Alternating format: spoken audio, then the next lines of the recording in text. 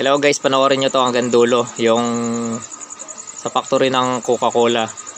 Dito na ginagawa yung mga bote ng 1.5 na Coca-Cola na plastic. Tapos meron din silang bote naka-in-can.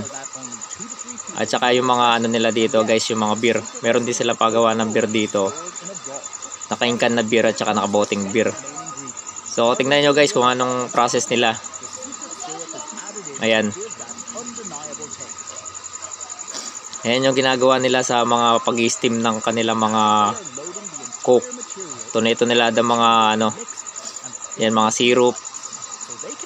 Ito nila ng tubig na mineral at saka yung mga conveyor nila guys. Tignan mo yung process nila. Saka yung mga makinang pinagagamitan nila. Ito na yung mga bote ng Coca-Cola. Ito yung mga milyon-milyon bote na hindi dapat natin ano yun, itapon.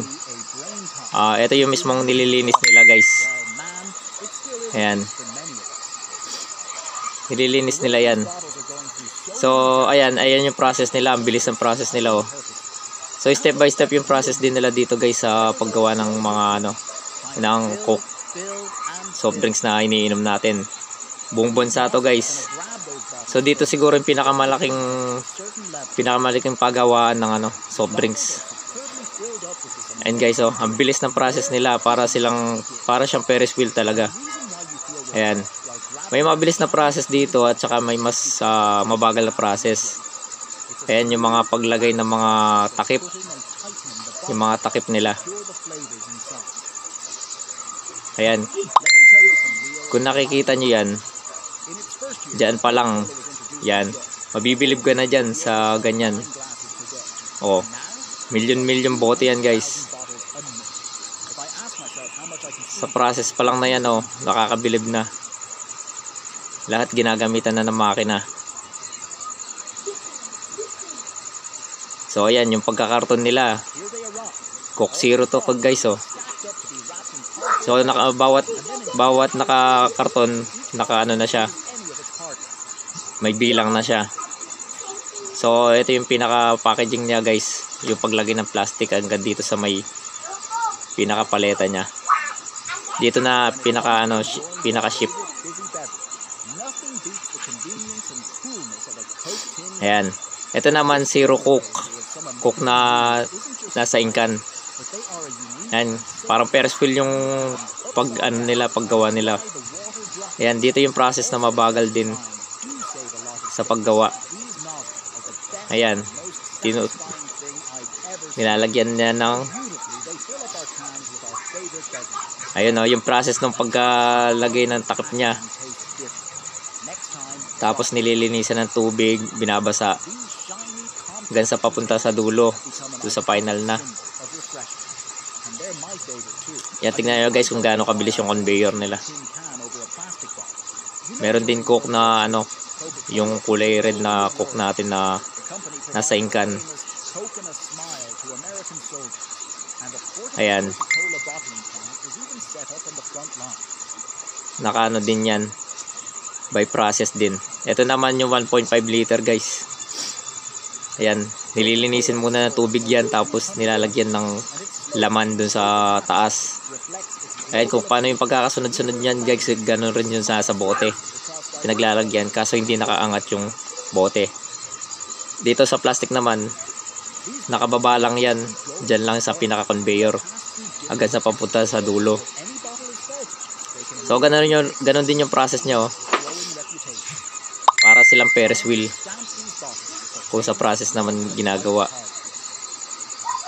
Ayan na ang Coke 1.5 liter, tas labeling dun sa dulo. Ayan na, dyan pumapasok at lumalabas. Ayan na.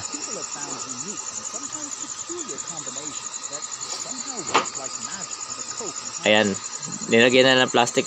Ano yun yan eh, Haniman yung paglagay niyan. Katulad din ng ano natin dito sa ano, sa mga tindahan natin, haniman. Ito naman sa cardboard, yung paglalagay ng cardboard pang haniman, para may pang bitbit o pinaka handle mga soft drinks natin. So ayan guys, oh. Syempre kung paano mo naman bibit-bitan para isahan na, animan yan. Pag bibilin mo sa isang ano. Ngayon naman guys, meron pa. Di pa dyan nagtatapos. Marami pa silang brand dito na ano, pre-na-process. Ito naman yung brand na yun. Ito may mga serbesa. Yung tinatawag na serbesa, mga alak sa incan. Ito na yung beer. Yung beer tapos may alak na pinaprocess nila. So yan, nakakarton na. So dito madalian lang din yung paggawa kasi inkanto. Tapos yung case by case, ayan, dito nililinis muna yan guys, oh. Kasi ayan yung pinaggamitan ng mga bote nila. Pwede pa nilang i-recycle o lilinisin muna bago nila lagyan ng laman. So ito malinis tong pag ano nila sa mga conveyor nila guys. Nililinis nila sa mismong conveyor. Makina na rin yung gumagamit dito gumagawa. So isa lang siguro yung nag-ano dito, nag-ooperate, hindi ko rin alam. Ito para mga tanduay ice to mga ganito, oh. Lipton na ano, hindi, Limea. Para siyang Lipton yung tatak niya, pero nakalagay Limea, parang lime. Para siyang style na ano, puting ano. Ayan. And nilagay na nila sa case. Ito naman yung nasa taas, bote ng ano rin yan. Bote ng ganun din sa mga ano, sa mga serbesa. Ayan guys, yung ano na yan, sa part na yan, nilalagyan na ng takip. So sinisid na nila yung mabuti para hindi matapon yung laman. Diyan pa lang guys, so nakaka-amaze na yung paggawa. So lahat ng ginagamitan dyan, makina, conveyor to conveyor. Tapos process, ayan yung mga panglinis nila. Tapos yun, nilalabas. Ito na yung bote. Bote ng alak na to guys. Yung parang sa mga ano.